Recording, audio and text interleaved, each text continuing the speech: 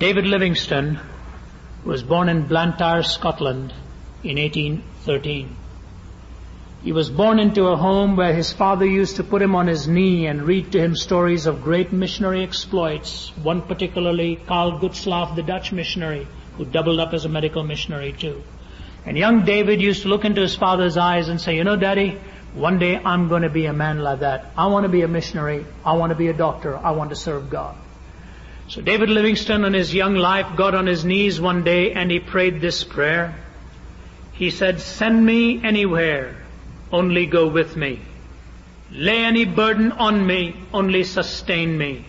Sever any ties but the ties that bind me to your service and to your heart." And he said, through it all, the words of God came to me. "Lo, I'm with you always, even unto the end of the age." He packed his bags and he went off to Africa. And when he took one glimpse of Africa from a distance, he penned in his journal these words: "The haunting spectre of the smoke of 1,000 villages in the morning sun has burned within my heart. The haunting spectre of the smoke of 1,000 villages in the morning sun has burned within my heart." He married a woman of the famous Moffat family. Mary was her name. Her father had been a great missionary. But David Livingstone's life was one of an explorer, and he would move from place to place, and his only goal was Jesus in the hearts and lives of men and women, thousands of them. Finally, his wife and his young family couldn't keep up with him anymore. Some of his children were dying out of sickness and disease. And he said, "Mary, why don't you take them back home, and I will see you shortly and spend some more time with you. It's too dangerous for us to go on." So he sent his dear wife Mary back home, and letters would take months to exchange, but some of the fondest letters of love and romance were exchanged between David and Mary. And you know when he saw her the next time? Not 5 weeks. Not 5 months, 5 years. As an evangelist, I can't even stay away 5 weeks now. As a matter of fact, it's been a long time since I've stayed away that long, and I don't intend doing it anymore. 5 days is long enough. 5 months I would never dream of and never want to do. 5 years. I am neither condemning the man nor exalting the man. I'm just telling you what went on in his life. 5 years later, when he set eyes upon his wife, she could not recognize him. Because at one stage in his jungle travels, going to preach, he'd walked into the branch of a tree that had completely blinded him in one eye and marred the other.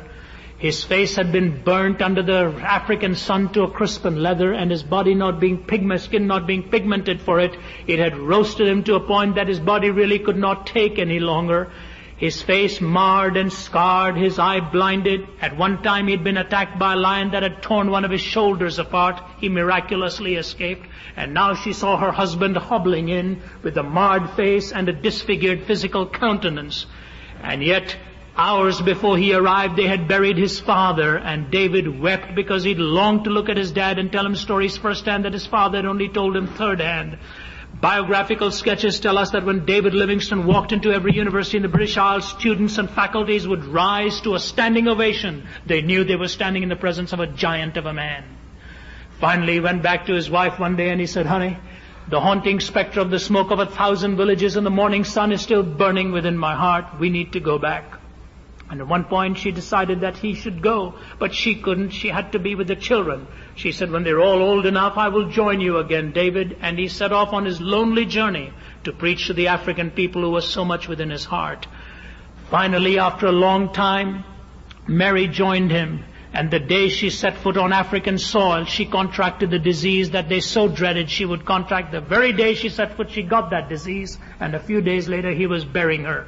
Lowered into the soil of the African earth there, an eyewitness said David Livingstone knelt beside the grave and he was weeping his heart out, and they overheard him praying, "My Jesus, my King, my life, my all, I again consecrate my life to Thee. I shall place no value in anything I possess or in anything I may do except in relation to Thy kingdom and to Thy service." And through it all there came the words of God to my heart. He said, "Lo, I'm with you always, even unto the end of the age." He picked up his belongings and walked back towards his hometown village of Ujiji. When he arrived and went into his little home there, he found out somebody had played a cruel joke on him and stolen his medication that he so needed because his body was racked with pain, untold pain. He walked in constant agony. And they said in one of the very few times in his life for praying for himself, he got down on his knees and wept, and he said, God, you promised that you would always be with me. I need that medication if I'm to continue to preach the gospel. And as he prayed, he heard steps. And as the story goes, he saw a pair of feet planted in front of him, and his countenance lifted for the first time in a long while. He was looking in the face of a white man who didn't live in Africa. And he said, who are you, sir? And he says, Mr. Livingstone, I presume. You get that famous line from there. He looks at him and says, Mr. Livingstone, I presume. He says, yes, sir. He says, Mr. Livingstone, I'm a press reporter consigned to do a story on your life. I want you to know two things about me. Number one, I'm the biggest swaggering atheist on the face of the earth. Please don't try to convert me. Number two, somebody has sent some medication from me for you. He says, give me the medication, please. And Mr. Henry M. Stanley started to travel with David Livingstone.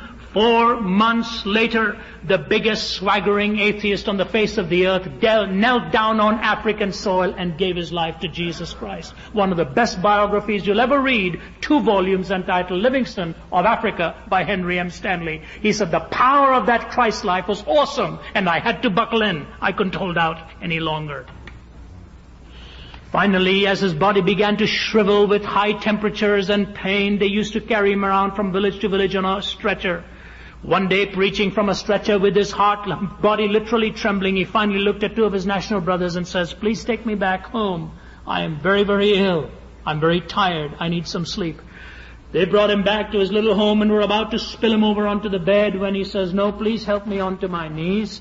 And Livingstone buckled down on his knees by the side of his bed and clasped his hands and started to pray. His prayers were so profound, his sanctuary was so unique, that the African brothers felt it would be blasphemy to stay in this single communion with God. And they stepped out of his little room. And then somebody came running and said, I need to see Mr. Livingstone for a moment. They said, shh, quiet please, he's praying.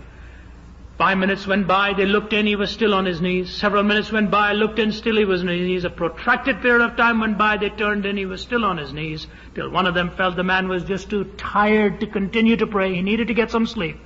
They walked over towards him, and one of them shook him by the shoulders and said, Bwana, Bwana. And Livingstone fell over. He was dead.